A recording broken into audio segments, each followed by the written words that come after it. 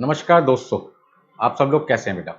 मैं सीएमए सुमित रस्तोगी आज आपके लिए एक बहुत बड़ी खुशखबरी लेके आया हूँ। वो खुशखबरी ये है कि जो बच्चे सीएमए इंटर ग्रुप 1 में पेपर नंबर 8 कॉस्ट अकाउंटिंग में परेशान चल रहे हैं या मेरे अच्छे नंबर नहीं आते, उन बच्चों को किस तरीके से पढ़ के जाना चाहिए एग्जाम में, क्या उनकी स्ट्रैटेजी होनी चाहिए ताकि वो कम से कम 60 नंबर तो जरूर लेके आए। तो आज की क्लास का जो मेरा मेन एम है वो आपको ये बताना है कि किस तरीके से कॉस्ट अकाउंटिंग सब्जेक्ट को तैयार करें एग्जाम में, चाहे वो दिसंबर 25 अटेम्प्ट हो या जून 26 अटेम्प्ट हो, कोई भी अटेम्प्ट है। उस अटेम्प्ट में जब आप जाएं तो आपको कम से कम 60 प्लस मार्क्स जरूर मिले। तो आज मैं आपको यही सब कुछ बताने वाला हूँ। सबसे पहले जो भी student CMA inter group 1 cost accounting का पेपर देना चाहता है, चाहे वो दिसंबर 25 में या जून 26 में, कभी भी, सबसे पहले उसको ये समझना पड़ेगा कि इंस्टीट्यूट ने उसके लिए जो कोर्स है वो क्या बनाया गया। तो सबसे पहले हमने देखा कि इंस्टीट्यूट ने जो सीएमए इंस्टीट्यूट है हमारा, कॉस्ट अकाउंटिंग का जो सिलेबस है उसको 6 मॉड्यूल में बांट दिया। पहला मॉड्यूल है इंट्रोडक्शन टू कॉस्ट अकाउंटिंग, दूसरा आपके पास है cost ascertainment, elements of cost, तीसरा है कॉस्ट अकाउंटिंग स्टैंडर्ड, फोर्थ आपके पास है कॉस्ट बुक कीपिंग, फिफ्थ आपके पास है मेथड्स ऑफ कॉस्टिंग और लास्ट आपके पास है कॉस्ट अकाउंटिंग टेक्निक। ठीक है ना। उन सबका इन्होंने आपको वेटेज भी बता रखा है कि कौन सा मॉड्यूल कितनी परसेंटेज की वेटेज रखता है। एस्टिमेटेड है, किसी में से ज्यादा भी पेपर आता है, किसी में से कई बार पेपर कम भी आता है, हमें उससे कोई लेना देना नहीं। ठीक है जी, आगे चलते हैं। जो इंस्टीट्यूट ने हमारा सिलेबस मॉड्यूल में बनाया है, उस मॉड्यूल के अंदर उन्होंने क्या क्या चीजें कवर की हैं, कैसे कवर की है, किस नाम से कवर की हैं, वो सारी चीजें बेटा आज की क्लास में मैं आपको बताने वाला हूँ इस लेक्चर के माध्यम से। कॉस्ट अकाउंटिंग में मॉड्यूल जो 1 है जिसका नाम है इंट्रोडक्शन टू कॉस्ट अकाउंटिंग, उन्हें 5 सब यूनिट में बांटा गया है, जिसमें इंट्रोडक्शन आएगा, इंपॉर्टेंट कॉस्ट अकाउंटिंग टर्म्स है, एलिमेंट्स ऑफ कॉस्ट है, क्लासिफिकेशन ऑफ कॉस्ट है, कॉस्ट शीट कैसे बनाई जाती है, प्रॉफिट कैसे निकाला जाता है, ये सारी चीज आपको बताई जाएगी। फिर नेक्स्ट आपके पास है मॉड्यूल 2 जिसके अंदर कॉस्ट जब आप असरटेन करते हैं तो उसमें पहला खर्चा होता है मटेरियल का, तो मटेरियल कॉस्ट कैसे निकालते हैं, लेबर कॉस्ट कैसे निकालते हैं, इनडायरेक्ट कॉस्ट जिसको ओवरहेड कॉस्ट कहते हैं वो कैसे निकालते हैं, डायरेक्ट एक्सपेंस की कंप्यूटेशन कैसे की जाती है। ये सारी चीजें आपको मटेरियल कॉस्ट जिसके लिए मटेरियल कॉस्टिंग चैप्टर बनाया गया, लेबर कॉस्ट के लिए लेबर कॉस्टिंग चैप्टर बनाया गया, आपका ओवरहेड कॉस्ट के लिए ओवरहेड कॉस्टिंग चैप्टर बनाया गया। ये सारे चैप्टर्स हम आपके साथ डिस्कस करेंगे। ठीक है ना। ऐसे डायरेक्ट एक्सपेंस को कैसे कैलकुलेट करते हैं उन्हें काफी अच्छी डिटेल में आपको बताया जाएगा लेक्चर्स में आगे। नेक्स्ट आपके पास है मॉड्यूल नंबर 3 जिसको नाम दिया गया कॉस्ट अकाउंटिंग स्टैंडर्ड्स, और यहाँ पे 1 से लेकर 24 कॉस्ट अकाउंटिंग स्टैंडर्ड्स आपको पढ़ने हैं। इनमें कौन कौन से कॉस्ट अकाउंटिंग स्टैंडर्ड्स इंपॉर्टेंट है, जो आपको इंपॉर्टेंट मैंने थ्योरी नोट्स में काफी एक्सप्लेन कर रखा है। जब आप इस वीडियो को डिस्क्रिप्शन में भी देखोगे तो वहां पर आपको सारे नोट्स का जो पीडीएफ है वो मिल जाएगा। ठीक है ना। और आपको समझ में आ जाएगा भी कॉस्ट अकाउंटिंग जो स्टैंडर्ड्स हैं उनमें क्या क्या चीजें हमें पढ़ के जानी है, क्या हमारे इंपॉर्टेंट क्वेश्चंस हैं। ठीक है। कौन से 24 कॉस्ट अकाउंटिंग स्टैंडर्ड्स हमें पढ़ने हैं, उनके नाम क्या है, उनका मीनिंग क्या, स्कोप क्या, वो सब चीजें आपको वहां पे डिटेल में बता रखी होगी मैंने, जो आपको आसानी से मिल जाएगी डिस्क्रिप्शन में नोट्स से। नेक्स्ट आपके पास है मॉड्यूल 4। मॉड्यूल 4 में आपका नाम है यहाँ पे कॉस्ट बुक कीपिंग, जिसके अंदर integrated accounting system, non integrated accounting system आपको बताया जाएगा भी कॉस्ट प्रॉफिट और फाइनेंशियल प्रॉफिट को कैसे रिकंसाइल किया जाता है, reconciliation between cost profit and financial profit. फिर आपके पास आता है नेक्स्ट मॉड्यूल नंबर 5 जिसका नाम है मेथड्स ऑफ कॉस्टिंग, जिसमें 6 सब यूनिट है। पहला आपके पास है जॉब कॉस्टिंग, फिर बैच कॉस्टिंग, फिर आपके पास कॉन्ट्रैक्ट कॉस्टिंग है, फिर प्रोसेस कॉस्टिंग है, ज्वाइंट प्रोडक्ट बाई प्रोडक्ट है, और लास्ट आपके पास में है ऑपरेटिंग कॉस्टिंग। ठीक है ना। जिसके अंदर transport, hotel and health care, तीन ही तरीके की आपको सर्विसेज के बारे में बताया जाएगा। नेक्स्ट आपके पास है मॉड्यूल नंबर 6 जिसका नाम है कॉस्ट अकाउंटिंग टेक्निक। ठीक है। ये बहुत ही इंपॉर्टेंट है इंटर में भी और फाइनल में भी। Marginal costing, standard costing, budgetary control, ये दोनों आप ग्रुप 2 लेवल में जो मैनेजमेंट अकाउंटिंग सब्जेक्ट है उसमें भी पढ़ोगे। फाइनल के अंदर भी मार्जिनल कॉस्टिंग और स्टैंडर्ड कॉस्टिंग को बहुत डिटेल में आपको पढ़ना पड़ेगा, तभी जाके आपका एग्जाम क्लियर होगा। ठीक है ना भाई। तो सबसे पहले आज हमने आपको ये बताया भाई 60 प्लस मार्क्स लाने में जो इंस्टीट्यूट ने हमारा सिलेबस है उन्हें 6 मॉड्यूल में बांटा गया। उन 6 मॉड्यूल में क्या क्या चैप्टर्स हैं, क्या क्या चीजें हैं, वो सारी उन्होंने बता रखी है। अब उसी को जब आप सुमित रस्तों की क्लासेस को परचेज करते हैं तो वही सिलेबस को मैंने यहाँ पर इंडेक्स बना रखा है और यहाँ पे बांट दिया। जो पहले आपके पास में मॉड्यूल नंबर 1 था, एक बार चलते हैं। ठीक है जी। ये जो मॉड्यूल है उस मॉड्यूल में introduction, cost accounting terms, element of cost, classification of cost, ये सारे के सारे जो पॉइंट्स हैं तो सुमित रस्तों की क्लासेस की बुक आपको मिलेगी, वो बेसिक कॉस्टिंग के नाम से मैंने वहां पर कवर कर लिया। ठीक है ना। नेक्स्ट आपके पास है प्रिपरेशन ऑफ कॉस्ट शीट, ये आपको कॉस्ट शीट के नाम से इंडेक्स में दिखाई देगा, जो बुक हम आपको प्रोवाइड करेंगे। मटेरियल कॉस्ट के लिए आपके पास है मटेरियल कॉस्टिंग, ऐसे एम्प्लॉय कॉस्ट के लिए चैप्टर का नाम आपको पढ़ना पड़ेगा लेबर कॉस्टिंग। ओवरहेड के लिए आपका है overhead costing. Direct expense normally आपका थ्योरेटिकल टॉपिक है, कभी कभार छोटे छोटे प्रैक्टिकल क्वेश्चन पूछ लेते हैं, वो तो जब हम टॉपिक डिस्कस करेंगे तो हाथ के हाथ वहीं पे आपको कवर करा देंगे, जो नॉर्मली एमसीक्यू में कवर होता है 2 नंबर का। तो इस तरीके से देखिए मॉड्यूल 1 जो है उसके अंदर 5 यूनिट थी, जिसमें से पहले 4 यूनिट को हमने बेसिक कॉस्टिंग में कवर किया। नेक्स्ट आपके पास है कॉस्ट शीट। फिर इसी तरीके से आपके पास मॉड्यूल 2 है। मॉड्यूल 2 में आपके पास आता है मटेरियल कॉस्टिंग, लेबर कॉस्टिंग, ठीक है, ओवरहेड कॉस्टिंग। तो आपका मटेरियल कॉस्टिंग आ गया, आपके पास में है लेबर कॉस्टिंग, आपके पास में है ओवरहेड कॉस्टिंग, ठीक है। तो basic costing, cost sheet module 1 और मॉड्यूल 2 में आ गया आपके पास। डायरेक्ट एक्सपेंस थ्योरी नोट्स में कवर हो जाएंगे आपके। फिर नेक्स्ट आपके पास है मॉड्यूल 3 जो कॉस्ट अकाउंटिंग स्टैंडर्ड्स हैं 1 से लेकर 24 तक, ये आपके पास आ गया। तो मॉड्यूल नंबर 4 में आपके पास कितनी यूनिट थी, उसके अंदर आपकी 3 यूनिट थी, integrated accounting, non integrated accounting, और एक आपके पास था रिकंसिलिएशन। हाँ जी, नेक्स्ट आपके पास है module number 5 methods of costing, जिसके अंदर आपकी 6 यूनिट आती है।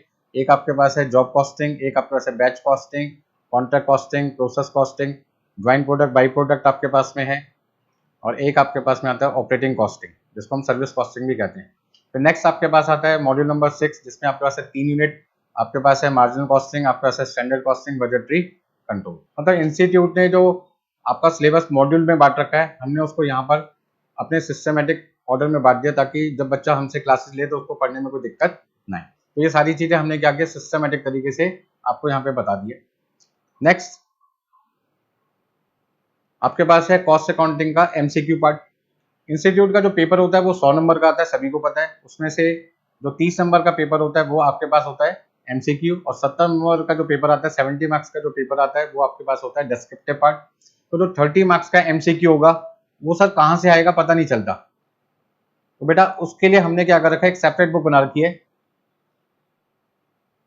सीएमए इंटर ग्रुप 1 के लिए, जिसमें इंस्टीट्यूट ने 2020 में बिट्स क्वेश्चन के नाम से हमें बहुत सारे एमसीक्यू दिए थे सभी चैप्टर्स के, वो कवर है यहाँ पे। फिर 2024 में फिर से अगेन इंस्टीट्यूट ने बहुत सारे क्वेश्चंस का एक कंबाइंड नोट्स बनाया, वो हमने यहाँ पे कवर कर लिया।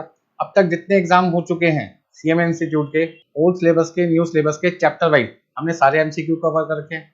सीएमए स्टडी मटेरियल हर चैप्टर के बैक साइड में एमसीक्यू देता है, वो कवर कर लिए।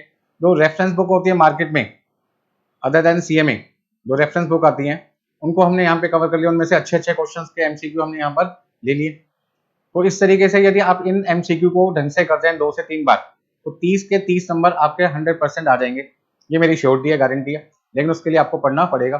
कैसे पढ़ना पड़ेगा, जैसे जैसे आप चैप्टर्स करते जाएं, आप पास पेपर, स्टडी मटेरियल और रेफरेंस बुक, क्योंकि ये सारी चीजें मैंने आपको चैप्टर वाइज दे रखी हैं। तो जैसे जैसे चैप्टर खत्म हो गया, कॉस्ट शीट खत्म हो गया, कॉस्ट शीट के एमसीक्यू करो। लेबर कॉस्टिंग हो गया, लेबर कॉस्टिंग के एमसीक्यू करो। ओवरहेड कॉस्टिंग हो गया, ओवरहेड कॉस्टिंग के एमसीक्यू करो। मार्जिनल कॉस्टिंग हो गया, मार्जिनल कॉस्टिंग के एमसीक्यू करो। मतलब जो जो चैप्टर आपका होता जाए उसके एमसीक्यू करते जाओ। जब ये सारे एमसीक्यू हो जाए इन तीनों के, पॉइंट नंबर 3, 4, 5 के, देन उसके बाद में एमसीक्यू 2020 और 2024 के एमसीक्यू करते जाओ। उससे बेनिफिट क्या होगा कि यहाँ जो एमसीक्यू मिलेंगे वो मिक्स मिलेंगे। कभी आपका मार्जिनल का आएगा, कभी स्टैंडर्ड का आएगा, कभी बजट का आएगा, कभी प्रोसेस का आएगा, कभी कॉन्ट्रैक्ट का आएगा। तो आपका दिमाग चलने लगेगा जैसे एग्जाम में आएगा, क्योंकि एग्जाम में थोड़ी है कि पहला कॉस्ट शीट का ही एमसीक्यू पूछेंगे, दूसरा आपका लेबर का पूछेंगे, तीसरा मटेरियल का पूछेंगे। वहां भी किसी का भी पूछ सकते हैं, किसी भी मॉड्यूल का पहला पूछ सकते हैं, किसी भी मॉड्यूल का बाद में पूछ सकते हैं। चलिए एमसीक्यू कैसे कवर करना है, कैसे पढ़ना है, वो सारी चीजें आपको मैंने बता दी। नेक्स्ट जो एमसीक्यू है, अब तक आपके न्यू सिलेबस में काफी सारे अटेम्प्ट हो चुके हैं। मैंने यहाँ पे 4 अटेम्प्ट को कवर किया है, दिसंबर 23, जून 24, दिसंबर 24 और जून 25। इन 4 अटेम्प्ट में मैंने क्या देखा कि हमारे यहाँ 2 तरीके के एमसीक्यू आ रहे हैं, कुछ प्रैक्टिकल एमसीक्यू होते हैं और कुछ थ्योरेटिकल एमसीक्यू होते हैं। तो दिसंबर 23 में हमारे जो प्रैक्टिकल एमसीक्यू थे वो 7 थे, 2 नंबर के हिसाब से 14 नंबर का था। 8 हमारे थ्योरेटिकल एमसीक्यू थे जो 16 नंबर के थे। जून 24 में हमने क्या देखा कि प्रैक्टिकल 8 हो गए 16 नंबर के, और थ्योरी जो 16 नंबर की आई थी पिछले अटेम्प्ट में वो इस बार 14 नंबर की हो गई। फिर हमने देखा दिसंबर 24 में प्रैक्टिकल आपके 6 हो गए 12 नंबर के, और थ्योरी 9, प्रैक्टिकल 2 नंबर के हिसाब से कितने हो गए 18 के। इस बार हमने क्या देखा, दिसंबर 24 में थ्योरी बढ़ी, दिसंबर के बाद आ गया जून 25, और प्रैक्टिकल 6 से कितना रह गया 5, 10 नंबर के, और थ्योरी क्वेश्चन 10 क्वेश्चन आए 2 नंबर के हिसाब से कितने के 20 नंबर के। तो इसका मतलब मैं यहाँ पर ये नहीं पता लगा सकता कि किस अटेम्प्ट में थ्योरी ज्यादा आएगी, किस अटेम्प्ट में प्रैक्टिकल ज्यादा आएगा। ये इंस्टीट्यूट के ऊपर डिपेंड करता है कि वो थ्योरी ज्यादा रखना चाहते हैं या प्रैक्टिकल। बट मैंने ये ऑब्जर्व किया कि 5 क्वेश्चन से लेके 8 क्वेश्चन तक तो प्रैक्टिकल क्वेश्चन आते हैं, मतलब कि 10 नंबर से 16 नंबर तक के तो प्रैक्टिकल रहेंगे, और थ्योरी क्वेश्चन 7 से लेके 10 तक, मतलब कि 14 से लेके 20 नंबर तक के आपके पास क्या आएंगे, थ्योरेटिकल एमसीक्यू आएंगे। तो एमसीक्यू 2 तरीके से कवर किए जाएंगे आपके, प्रैक्टिकल प्लस थ्योरी। हाँ जी, कोई दिक्कत इसमें किसी को? जो बुक मैं आपको प्रोवाइड करूंगा उसमें 5 वैरायटी के एमसीक्यू हैं, 2020, 2024, पास एमसीक्यू, स्टडी मटेरियल एमसीक्यू और रेफरेंस बुक के एमसीक्यू। यार इतने एमसीक्यू यदि आपने कर लिया तो आप खुद एक एमसीक्यू की बुक लिखने के लिए तैयार हो जाओगे। ठीक है ना भाई, चलिए आगे चलते हैं। अब ये बहुत डिटेल में समझना जरूरी है। जो सेक्शन बी होता है जिसमें आपको 70 नंबर का पेपर अटेम्प्ट करना है, 70 मार्क्स का पेपर आपको अटेम्प्ट करना है, उसमें सबसे ज्यादा बच्चे को दुखी होते हैं, टेंशन रहती है कि सर हमें यही नहीं पता चल पाता कि हम कौन सा क्वेश्चन अटेम्प्ट करें कौन सा ना करें, पहले किसको करें बाद में किसको करें, ये सब चीजें हमें पता नहीं चल पाती और हम गलत डिसीजन ले लेते हैं, जिसकी वजह से हम गलत क्वेश्चन को पिक कर लेते हैं और हमारा टाइम ज्यादा कंज्यूम हो जाता है, जिसकी वजह से हम पूरा पेपर नहीं कर पाते टाइम पे और हमारा स्कोर आ नहीं पाता और हम पास नहीं हो पाते।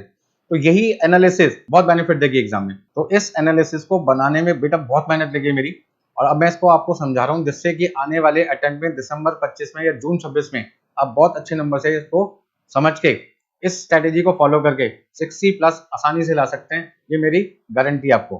बट उसके लिए आपको पढ़ के भी जाना पड़ेगा, खाली चैप्टर के नाम कौन से क्वेश्चन में कहाँ आते हैं उसी को समझने नहीं है, उसके अंदर क्या क्या चीजें कवर की जाती है वो भी बेटा समझना बहुत जरूरी है। तो सबसे पहले हमने क्या देखा कि हमारे यहाँ एग्जाम में जो आते हैं क्वेश्चन है, वो पहला क्वेश्चन जो होता है क्वेश्चन नंबर 1, वो तो होता है कौन सा, हमारा ऑब्जेक्टिव क्वेश्चन होता है। फिर हमारे पास में क्वेश्चन नंबर 2 से लेके नंबर क्वेश्चन 8 तक डिस्क्रिप्टिव पार्ट होता है, जिसमें से हमें केवल 5 क्वेश्चन करने होते हैं, मतलब question number 2, question number 3, question number 4, question number 5, question number 6, question number 7, question number 8, मतलब 7 हमें क्वेश्चन मिलते हैं और हर एक क्वेश्चन 14 नंबर का होता है। हमें कोई भी एनी 5 क्वेश्चन करने हैं, 14 नंबर के हिसाब से 5 क्वेश्चन 70 नंबर के बन गए। तो पहला क्वेश्चन हुआ कंपलसरी जो 30 नंबर का है, बाकी क्वेश्चन नंबर 2 से 8 तक कोई भी 5 क्वेश्चन आपको करने, 14 नंबर के हिसाब से 70 नंबर वहां मिलेंगे और आपका टोटल स्कोर कितना हो जाएगा, 30 प्लस 70 इक्वल टू 100। अब 100 में मुझे सिर्फ 60 प्लस लेके आना है, मतलब 60 तो लाने ही लाने हैं। कैसे लाने हैं जरा उसको भी समझ लेते हैं भाई। देखो भी, सबसे पहले दिसंबर 23 का एग्जाम हुआ, फिर जून 24 का एग्जाम हुआ, फिर दिसंबर 24 का एग्जाम हुआ, फिर जून 25 का एग्जाम हुआ। इन एग्जाम में मैंने क्या ऑब्जर्व किया कि इंस्टीट्यूट जो है वो क्वेश्चन नंबर 2A हर बार किस में से देता है, कॉस्ट शीट चैप्टर में से देता है। इसका मतलब कि जो भी स्टूडेंट क्वेश्चन नंबर 2 से स्टार्टिंग करना चाहता है उसका पहले ही क्वेश्चन उसको कहां से मिलेगा, कॉस्ट शीट से। तो आपको भी सबसे पहले अपना चैप्टर स्ट्रॉन्ग कौन सा करना है, कॉस्ट शीट। कौन सा करना भाई, कॉस्ट शीट।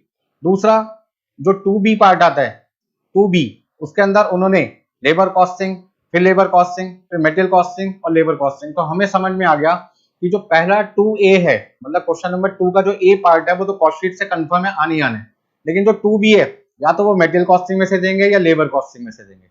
ठीक है ना। अब आ जाओ 3A पे। वहां पे हमने क्या देखा, overhead costing, overhead costing, overhead costing, overhead costing. इसका मतलब इंस्टीट्यूट ने फिर से डिसाइड कर लिया कि जो 3A है वो हमें ओवरहेड कॉस्टिंग चैप्टर से देना है।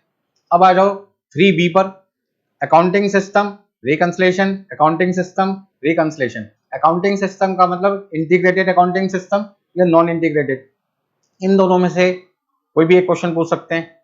ऐसे रिकंसलेशन, तो ये आपके पास जो कॉस्ट बुक कीपिंग मॉड्यूल था, कॉस्ट बुक कीपिंग जो मॉड्यूल था उसमें 3 यूनिट थी, आपका था इंटीग्रेटेड अकाउंटिंग सिस्टम, रिकंसलेशन और नॉन इंटीग्रेटेड। इसका मतलब जो आपका 3B है वो कॉस्ट बुक कीपिंग में से आना है। नेक्स्ट आपके पास आ गया 4A जो operating costing, operating costing, operating costing और किसमें से आया, बैच कॉस्टिंग में से। 4B contract, contract, contract, contract, मतलब कि 4B फिर से फिक्स हो गया कि कॉन्ट्रैक्ट कॉस्टिंग में से लेना है। मतलब मैंने यहाँ पे क्या ऑब्जर्व किया कि जो क्वेश्चन नंबर 4A और B है वो दोनों किसमें से आते हैं, मेथड्स ऑफ कॉस्टिंग में से आते हैं। किसमें से आते हैं भाई, मेथड्स ऑफ कॉस्टिंग में से। ठीक है ना। मेथड ऑफ कॉस्टिंग में कितनी यूनिट थी, आपको याद होगा 6 यूनिट थी, job costing, batch costing, contract costing, process costing, operating costing और ज्वाइंट प्रोडक्ट बाई प्रोडक्ट। तो इसका मतलब 4A और 4B दोनों किसमें से आ गए, मेथड्स ऑफ कॉस्टिंग में से। फिर 5A और 5B की बात करते हैं। 5A कहां से मिल रहा है, process costing, joint product by product, process costing, joint product by product. इसका मतलब जो आपका 5A है वो इन दो में से किसी एक चैप्टर में से आना है, या तो प्रोसेस में से या ज्वाइंट प्रोडक्ट बाई प्रोडक्ट से। तो बहुत सारे बच्चे कहते हैं कि sir joint product by product पढ़ के जाए ना जाए, भैया जरूर पढ़ के जाए, क्योंकि जो 5A है या तो प्रोसेस कॉस्टिंग में से आता है या ज्वाइंट प्रोडक्ट बाई प्रोडक्ट में से आता है। आ जाओ 5B में से, standard costing, standard costing, standard costing, standard costing. इसका मतलब इंस्टीट्यूट ने फिर से फिक्स कर दिया कि आपका जो 5B है वो कहां से आएगा, स्टैंडर्ड कॉस्टिंग में से आएगा। अब आगे भी यही एनालिसिस यदि इंस्टीट्यूट फॉलो करता है तो आप और इसी स्ट्रेटेजी को फॉलो करके जाते हैं तो मान के चलिए कि 60 प्लस गारंटेड आपके आने वाले हैं। मतलब 60 तो मैंने बोला, 70-80 आराम से लेके आएंगे, ठीक है ना। अब जरूरी है कि ये जो स्ट्रेटेजी है इसमें 5B स्टैंडर्ड है तो वो 5A नहीं हो सकता, ऊपर नीचे हो सकता है, बट आना इसी में से ये श्योर है। 6 क्वेश्चन, क्वेश्चन नंबर 6 है। अब तक हर बार 14 नंबर का है। आप देखिए marginal costing 14 number, marginal costing 14 number, marginal costing 14 number, marginal costing 14 number. बाकी जो अभी तक हमने क्वेश्चन नंबर 2 से लेके क्वेश्चन नंबर 5 तक की बात की थी, जिसमें हर क्वेश्चन में 2 पार्ट थे, वो 7-7 नंबर के थे, 7 नंबर 7 नंबर 7 नंबर इस तरीके से। लेकिन एक लौता क्वेश्चन नंबर 6 है जो 14 नंबर का आता है, किसमें से, मार्जिनल कॉस्टिंग। मार्जिनल कॉस्टिंग के अंदर बहुत सारी वैरायटीज होती हैं, उसके अंदर ये की फैक्टर टेक्निक भी कवर करके चलते हैं, ठीक है ना। एक्सपोर्ट ऑर्डर एक्सेप्ट करे या रिजेक्ट करे वो भी कवर करते हैं, मतलब डिसीजन मेकिंग टेक्निक भी कवर करते हैं, बेसिक मार्जिनल कॉस्टिंग भी कवर करते हैं। तो इसमें बहुत ज्यादा पॉइंट्स होते हैं। तो मैं बच्चे को यही सलाह देता हूँ कि क्वेश्चन नंबर 6 को बिल्कुल लास्ट के लिए रखे, जब उसको लगता है कि भाई बाकी सारे जो ऑप्शंस हैं उनमें से उसको कोई क्वेश्चन नहीं आता और मार्जिनल कॉस्टिंग वाला क्वेश्चन उसको बहुत अच्छे तरीके से आता है, तो बिल्कुल लास्ट में उस क्वेश्चन को करे, कभी भी पहले ना करे। जाते ही एग्जाम में एमसीक्यू करने के बाद वो सोचता पहले मैं क्वेश्चन नंबर 6 कर लूं, ये भूल के भी गलती आपको नहीं करनी। मार्जिनल कॉस्टिंग चैप्टर आपको लास्ट के लिए रखना है, वो भी तब जब आपको क्वेश्चन नंबर 2, 3, 4, 5 ये तो 4 क्वेश्चन हो गए, और 7 में से कोई एक क्वेश्चन ना आता हो।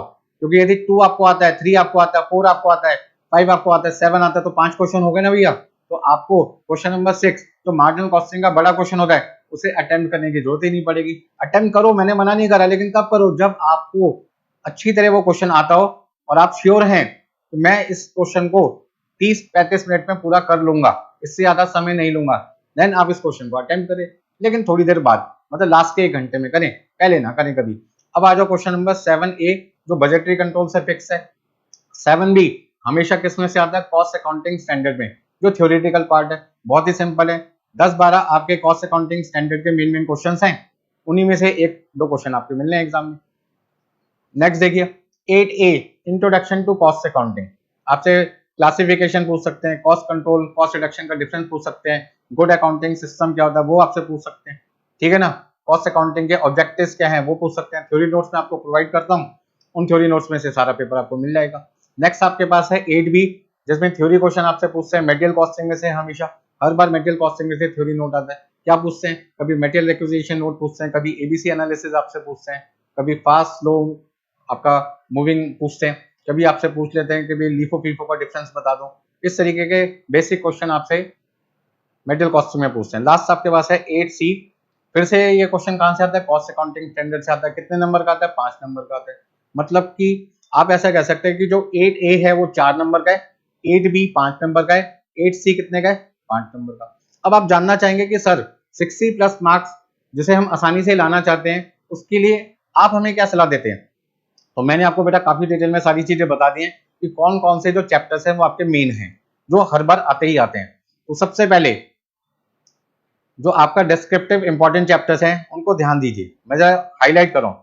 ये आपको हमेशा किस में मिलेगा कि सर ये जो क्वेश्चन है ये हमारा 2A हो गया, सर ये 2B, 2B, ये आपके पास है 3A, ये 3B। हाँ जी, 4A में जनरली ऑपरेटिंग कॉस्टिंग आता है, या आप 4A में जॉब कॉस्टिंग बैच कॉस्टिंग को भी देख सकते हैं, ठीक है जी। अब बात करते हैं 4B की। तो 4B में आपके पास क्या आता है, कॉन्ट्रैक्ट कॉस्टिंग, ठीक है जी। 5A में आ जाओ, तो इन दोनों में से या तो प्रोसेस कॉस्टिंग या आपके पास में ज्वाइंट प्रोडक्ट बाय प्रोडक्ट, इनमें से कोई एक क्वेश्चन आता है। आपके पास आ गया 5B, ये हो गया क्वेश्चन नंबर 6, 7A, ठीक है ना। हाँ जी, कॉस्ट बुक कीपिंग और आपका जो रिकंसिलिएशन है वो एक ही उसमें कवर होता है, तो आप 3B लिख सकते हैं यहाँ पे इसको। अब सर जो क्वेश्चन नंबर आपका 7 का B पार्ट है, वो 7 का B पार्ट किस में से आता है, कॉस्ट अकाउंटिंग स्टैंडर्ड में से आता है। सर 8A कहां से आता है? Basic costing. 8B कहां से आता है सर? मेटेरियल कॉस्टिंग में से। सर 8C किस में से आता है? तो 8C आपका डायरेक्ट एक्सपेंस में भी आ सकता है और 8C कॉस्ट अकाउंटिंग स्टैंडर्ड से भी आ सकता है। भाई डायरेक्ट एक्सपेंस के लिए हम कॉस्ट अकाउंटिंग स्टैंडर्ड 10 यूज करते हैं, कॉस्ट अकाउंटिंग स्टैंडर्ड 10। तो वो भी एक तरीके से इनडायरेक्टली कॉस्ट अकाउंटिंग स्टैंडर्ड में ही कवर हो जाता है, उसके लिए आपको अलग से पढ़ने की जरूरत नहीं है। जो नोट्स हम आपको प्रोवाइड करेंगे, जो डिस्क्रिप्शन में आपको नोट्स में मिल जाएंगे वीडियो के अंदर, तो आपको वहां पे कॉस्ट अकाउंटिंग स्टैंडर्ड्स को कहीं अलग से ढूंढने की जरूरत ही नहीं पड़ेगी। समझ लो कॉस्ट अकाउंटिंग स्टैंडर्ड यहाँ पर एक तो 5 नंबर का कवर हो जाता है, एक आपका यहाँ पर 7 नंबर का कवर हो जाता है, 7 और 5 12, और 2 नंबर का एमसीक्यू, करीब 14 नंबर का तो आपको कॉस्ट अकाउंटिंग स्टैंडर्ड मिलना ही मिलना है। कभी कभी किस्मत अच्छी होती है तो 14 नंबर से ज्यादा भी मिल सकते हैं, तो 14 नंबर आपको आराम से कॉस्ट अकाउंटिंग स्टैंडर्ड में थ्योरी नोट्स को ढंग से पढ़ के जाएंगे, सारे मेन पॉइंट समझा रखे हैं, ठीक है ना वहां पर, और आपको आसानी से मिल जाएंगे। तो इस तरीके से आपको कौन से चैप्टर प्रैक्टिकल करने हैं, कौन से थ्योरी, वो सब मैंने आपको डिटेल में बता दिया, ठीक है। इस बार जून 25 में जो एग्जाम हुआ था, जरा उसको मैं आपको समझा देता हूँ। जून 25 में जो पहला क्वेश्चन था, मतलब डिस्क्रिप्टिव की बात चल रही है, डिस्क्रिप्टिव की बात चल रही है, जहां पे क्वेश्चन नंबर 2 से लेके क्वेश्चन नंबर 8 में आते हैं। उस 2 में हमने जो अपना सिलेबस मॉड्यूल 1 2 3 4 5 6 बना रखा है, उनको समझ लेते हैं। तो मॉड्यूल 1 है बेसिक कॉस्टिंग, उसमें क्वेश्चन नंबर 8A का थ्योरी क्वेश्चन आता है। अभी थोड़ी देर पहले मैंने आपको समझाया था कि जो हमारा थ्योरी क्वेश्चन होता है 8A, वो कहां से आता है? इंट्रोडक्शन टू कॉस्ट अकाउंटिंग, मतलब कि पहला बेसिक कॉस्टिंग कह सकते हैं, जिसको हमने नाम दिया। आप देखिए बेसिक कॉस्टिंग से हमेशा क्वेश्चन 8A मिलता है आपको 4 नंबर का, ये मार्क्स हो गए। कॉस्ट शीट आपको कितने नंबर का मिलता है? 7 नंबर का, मतलब कि इंट्रोडक्शन टू कॉस्ट अकाउंटिंग जो आपका कौन सा पार्ट हो गया? डिस्क्रिप्टिव पार्ट हो गया, 7 और 4 11 नंबर हो गए यहाँ पे आपके। नेक्स्ट देखिए मॉड्यूल नंबर 2 मटेरियल कॉस्टिंग। इस बार जो क्वेश्चन आया था क्वेश्चन 8B, यहाँ पे मैंने आपको बता भी रखा है, एसआरसी कौन था? सुमित रस्तोगी की क्लासेस की जो बुक है, या जो उनके थ्योरी नोट्स हैं, जो उनके रिवीजन लेक्चर हैं, आपको रिवीजन लेक्चर भी मिलेंगे। और उन रिवीजन लेक्चर्स में कई बार तो ऐसा भी होता है कि जो रिवीजन लेक्चर में मैंने क्वेश्चन सेलेक्ट किए वो सेम इंस्टीट्यूट ने दे दिया, तो रिवीजन लेक्चर भैया जरूर देख के जाना, उससे आपको बड़ा फायदा होने वाला है। मतलब बुक के अंदर सारे पॉइंट्स लगभग कवर होते हैं, बट रिवीजन लेक्चर में 1-2 क्वेश्चन हम कुछ एक्स्ट्रा भी डाल के चलते हैं, ताकि कुछ नया भी लगे आपको। बात समझ में आ रही है मेरी? ठीक है ना, आगे देखें। अदरवाइज आपको लगेगा यार ये तो सबने सारी चीजें क्लास में पढ़ाई रखी है, रिवीजन लेक्चर में कुछ नया तो दिया ही नहीं, इसको देखने का कोई फायदा नहीं है। यार रिवीजन लेक्चर जरूर देख के जाए, हमारे जो नोट्स हैं उनको ढंग से पढ़ें। पूरा का पूरा पेपर हमारी बुक से ही था। जून 25 का भी अब तक जितने पास पेपर हो चुके हैं, आपके यार दोस्त जिन्होंने भी पेपर दिया उनसे पूछ लेना कि सुमित सर की बुक से पेपर सेम टू सेम आता है नहीं आता, ठीक है, कोई भी मना नहीं करेगा, सबको पता है कि भाई हमारी बुक से ही पूरा पेपर कवर किया जाता है। अब तक तो भैया ये रिकॉर्ड चल रहा है, भगवान से आगे प्रार्थना ये करते हैं कि इंस्टीट्यूट आगे भी हम पे मेहरबान रहे, जैसा हम पढ़ाते हैं, क्योंकि सारे पॉइंट्स हमने कवर कर रखे होते हैं। बहुत सारे इंस्टीट्यूट ऐसे भी होते हैं, ऑर्गेनाइजेशन ऐसे होते हैं जहां वो 100 घंटे 125 घंटे के अंदर पूरा कोर्स खत्म कर देते हैं। अब जब कोर्स आपका 100-125 घंटे में खत्म हो जाएगा भाई, तो डेफिनेटली क्या होगा, सारे कंटेंट्स सारी प्रैक्टिस ढंग से हो नहीं पाएगी, और कहीं ना कहीं कुछ पॉइंट्स आपके छूट जाएंगे, ठीक है ना। अब कई लोग कहते हैं भाई कॉस्ट शीट का नया फॉर्मेट आ गया, फॉर्मेट भैया कुछ नया नहीं आया, ठीक है ना। ऑफिस एंड एडमिनिस्ट्रेटिव ओवरहेड का ट्रीटमेंट जो है वो आजकल बड़ा फेमस हो गया है कि वो रिलेटेड टू प्रोडक्शन एक्टिविटी है या not related to production activity है। तो उसको हमने भैया अपने जो रिवीजन नोट्स हैं, जो क्लास लेक्चर्स हैं, उनमें बहुत डिटेल्स में बता रखा है, बहुत सारे क्वेश्चंस की उनको प्रैक्टिस भी करा रखी है, और सेम टू सेम क्वेश्चंस आते हैं। आप देखो कॉस्ट शीट का क्वेश्चन कहां से आया, question number 2, similar question number 3 SRC book, मतलब वैल्यू चेंज कर रखी है, क्वेश्चन बिल्कुल सेम है। मेटेरियल कॉस्टिंग का क्वेश्चन नंबर 8B आपका एसआरसी बुक से आया, थ्योरी है, ठीक है ना। Employ cost question number 2B revision lecture में सेम क्वेश्चन है, मतलब बस वैल्यू चेंज है, बाकी सब कुछ क्या सेम है। डायरेक्ट एक्सपेंसिव थ्योरी नोट से कवर है सेम। ओवरहेड कॉस्टिंग मेरी बुक जो आपको मैं देता हूँ सुमित रस्तोगी क्लासेस की, क्वेश्चन नंबर 42 सेम क्वेश्चन है, सेम का मतलब सिर्फ वैल्यू डबल ट्रिपल कर देते हैं, हाफ कर देते हैं, बाकी पूरा फॉर्मेट क्या सेम है। कॉस्ट अकाउंटिंग स्टैंडर्ड जो नोट्स आपको प्रोवाइड किए जाते हैं उसमें से कवर है सेम। हाँ जी, cost book keeping integrated non integrated दोनों इस बार एग्जाम में नहीं आए थे। कौन सा चैप्टर आया था? रिकंसिलेशन। मेरी बुक में जो क्वेश्चन नंबर 23 है सिमिलर क्वेश्चन था, वैल्यू चेंज से खाली। जॉब कॉस्टिंग आया नहीं एग्जाम में। बैच कॉस्टिंग क्वेश्चन नंबर 5 जो हमारी बुक में था, बस उसकी वैल्यू उन्होंने क्या कर दी, थोड़ी सी चेंज कर दी, पूरा फॉर्मेट क्या सेम। सिमिलर का मतलब क्या होता है, जहाँ पे वैल्यू हाफ, डबल, ट्रिपल इस तरीके से कर देते हैं। कॉन्ट्रैक्ट कॉस्टिंग कोर भी एग्जाम में आएगा, जिसके सारे पॉइंट लगभग हमने अपनी क्लास में जब पढ़ाते एग्जाम्पल लेकर उसमें कवर कर रखा था। ज्वाइंट प्रोडक्ट बाई प्रोडक्ट, यहाँ तो क्वेश्चन की वैल्यू भी इंस्टीट्यूट ने हमारी बुक से क्या कर ली, बिल्कुल सेम लेके एग्जाम में दे दी। ऑपरेटिंग कॉस्टिंग इस बार एग्जाम में नहीं आया। मार्जिनल कॉस्टिंग क्वेश्चन नंबर 6 था, जो हमारी बुक में क्वेश्चन नंबर 19 है। ठीक है जी, एग्जाम में 2 पॉइंट पूछे थे। पहला पॉइंट 100% सेम था, दूसरा पॉइंट मिलता जुलता था, मतलब कि मान के चलते 70% हमारा क्वेश्चन 19 से मैच कर रहा था। स्टैंडर्ड कॉस्टिंग क्वेश्चन नंबर 5, जो मैंने रिवीजन लेक्चर में क्वेश्चन डाला था, क्वेश्चन नंबर 3 बिल्कुल सिमिलर है। सिमिलर का मतलब वहां पे जो वैल्यू आई थी और जो मैंने वैल्यू ली थी उसमें डबल और हाफ का फर्क था। मतलब यदि मैंने 10,000 लिखा है तो इंस्टीट्यूट ने 5 लिख दिया, यदि मैंने 5 लिखा तो इंस्टीट्यूट ने 10 लिख दिया, इस तरीके से। बजटरी कंट्रोल क्वेश्चन नंबर 7, जो मैंने रिवीजन लेक्चर में क्वेश्चन नंबर 3 कराया था, आपको यहाँ पे एक पीडीएफ भी प्रोवाइड की जाएगी, जिसमें आपको पता चलेगा कि कौन सा क्वेश्चन हमारी बुक से कहाँ पे कितना सिमिलर है, कितना मैच कर रहा है। हवा में नहीं बात करते हम, हवा में नहीं बात करते, एविडेंस देते हैं साथ में, ठीक है ना, ताकि आपको लगे कि यार जो क्लासेस हमने ली है उन्हें यदि सिस्टमेटिक तरीके से हम करके जाएं तो आसानी से 60 नंबर क्या 70-80 नंबर ला सकते हैं और बहुत अच्छे नंबर से पास हो सकते हैं। एक बार कॉस्टिंग बेस बन जाए तो भैया ग्रुप 2 में आपका जो मैनेजमेंट अकाउंटिंग का बेस है वो भी बन जाएगा। और उसी तरीके से एससीएम जब फाइनल में पढ़ोगे वो भी कॉस्टिंग का एडवांस वर्जन है, वो भी आपको आसान लगने लगेगा। हर सब्जेक्ट में आसानी से 60+ मार्क्स ला सकेंगे, हाँ जी, कोई दिक्कत इसमें। तो इसी तरीके से मटेरियल कॉस्टिंग कितने नंबर का आया आपके पास है, 8B 5 मार्क्स का था ये।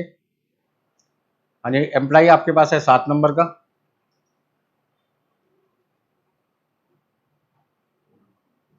हाँ जी, 7B 7 नंबर का। क्वेश्चन 3 आपके पास है 7 नंबर का। तो एक तरीके से देखिए 7 + 7 + 7 21 + 5 कितने हो जाएंगे आपके पास में, 26 नंबर। तो मॉड्यूल 2 से 26 नंबर का पेपर आया आपके पास में। हाँ जी, cost accounting standard, cost accounting standard की यदि बात की जाए तो आपके पास एक क्वेश्चन था 5 नंबर का, 8C। हाँ जी, कॉस्ट अकाउंटिंग स्टैंडर्ड से 8C आपका 5 नंबर का था। रिकंसिलिएशन आपका 7 नंबर का है। बैच कॉस्टिंग आपके पास है 7 नंबर। कॉन्ट्रैक्ट कॉस्टिंग आपके पास है 7 नंबर। ज्वाइंट प्रोडक्ट आपके पास है 7 नंबर। आपके पास है 21 नंबर, ठीक है ना। तो ये तीनों मिला के आपके पास हो गए 21 नंबर। हाँ जी, मार्जिनल कॉस्टिंग आपके पास है 14 नंबर। स्टैंडर्ड कॉस्टिंग का क्वेश्चन था 7 नंबर का। बजटरी आपका 7 नंबर का। टोटल आपके पास हो गया 28 नंबर। तो इस तरीके से हम पता लगा सकते हैं किस मॉड्यूल में से कितने नंबर का पेपर आता है। तो यदि हम बात करें मॉड्यूल नंबर 6 की, तो वहाँ 14 + 7 + 7 28 नंबर का पेपर आता है। मॉड्यूल यदि हम 5 की बात करें तो यहाँ पे आपके 3 क्वेश्चन आते हैं, ठीक है ना, 4A 4B और 5A। 5A आपका आएगा ज्वाइंट प्रोडक्ट बाई प्रोडक्ट का या प्रोसेस में से। 4B आपका हमेशा आता है किसमें से, कॉन्ट्रैक्ट कॉस्टिंग में से। आपका जो 4A है वो जॉब कॉस्टिंग का भी आ सकता है, बैच कॉस्टिंग का भी आ सकता है आपके पास में, ठीक है ना। तो इस तरीके से आपका ऑपरेटिंग कॉस्टिंग का भी आ सकता है। तो job costing, batch costing, operating costing, इन तीनों में से कोई एक क्वेश्चन आएगा 4A में। कॉन्ट्रैक्ट कॉस्टिंग 4B पक्का हो गया। आपका 5A में कौन सा आएगा, या तो प्रोसेस कॉस्टिंग या ज्वाइंट प्रोडक्ट बाई प्रोडक्ट, क्योंकि मॉड्यूल नंबर जो 5 था उसमें 6 चैप्टर थे। पहले 3 मतलब जॉब, बैच और ऑपरेटिंग वो 4A में आ गया, ठीक है ना। आपके पास चौथा हो गया कॉन्ट्रैक्ट, वो 4B में आ गया। प्रोसेस और ज्वाइंट प्रोडक्ट बाई प्रोडक्ट 5 और 6 मिलाकर किस में आ गया, 5A में आ गया। चलिए इसी तरीके से यदि बात करते हैं मॉड्यूल नंबर 6 की, तो मार्जिनल क्वेश्चन आपका हो गया 14 नंबर का। आपका क्वेश्चन नंबर 6 आपके पास है बजटरी कंट्रोल 7A फिक्स है। 5B में आपका हमेशा स्टैंडर्ड कॉस्टिंग का आता है। मतलब फिक्स हमें पता चल गया कौन कौन से चैप्टर तो यार जरूर करके जाने। तो किन चैप्टर्स की वेटेज भैया सबसे ज्यादा है उनको समझो। आपके पास है कॉस्ट शीट हमेशा आएगा, ठीक है जी। ओवरहेड कॉस्टिंग हमेशा आएगा आपके पास। कॉन्ट्रैक्ट कॉस्टिंग आपके पास में, मार्जिनल कॉस्टिंग आपके पास में, स्टैंडर्ड कॉस्टिंग आपके पास है, बजटरी कंट्रोल, ठीक है ना। ये क्वेश्चन के नंबर भी फिक्स हैं। 2A आपके पास में है, 3A आपके पास में है, 4B क्वेश्चन 6, 5B 7। बाकी जो क्वेश्चंस हैं उनमें फेरबदल होता रहता है, ठीक है ना। यदि हम 2B की बात करते हैं तो 2B हमें नॉर्मली किसमें से मिलता है, या तो एम्प्लॉय कॉस्ट में से मिलता है या मटेरियल कॉस्टिंग में से मिलता है। एम्प्लॉय कॉस्ट का लेबर कॉस्टिंग में से या फिर मटेरियल कॉस्टिंग में। तो इस तरीके से मैंने आपको काफी डिटेल में सारी चीजें समझा दी हैं कि भाई किस तरीके से हमें पेपर को समझना है और पेपर कहाँ से आता है, कहीं और से नहीं आता भाई। जो हम आपको पढ़ाते हैं सारा पेपर लगभग वहीं से कवर होता है, ठीक है जी। और इस तरीके से यदि आप तैयारी करके जाएं तो आप आसानी से 60+ मार्क्स को लेके आ सकते हैं। आप बार बार यही पूछते रहते हैं एंड में कि सर कौन सा चैप्टर करके जाएं, ना करके जाएं, कितनी बार करें। ये सारी चीज़ें बेटा हमने जो बुक आपको प्रोवाइड करके सुमित रस्तोगी क्लासेस की, वहाँ पे ABC एनालिसिस बना रखा है। वहाँ पर हमने आपको बता रखा है किस चैप्टर को 3 बार रिवाइज करना है, किस चैप्टर को 2 बार रिवाइज करना है, किसको 1 बार करना है, और आप एग्जाम में आसानी से अच्छे नंबर लाकर पास हो जाएंगे। हाँ जी, कोई दिक्कत? अब एक लास्ट पॉइंट कि सर ये रैंक होल्डर्स क्या होता है। कई बार बच्चे मुझसे ये भी पूछते हैं कि सर रैंक होल्डर्स कैसे बना जाता है।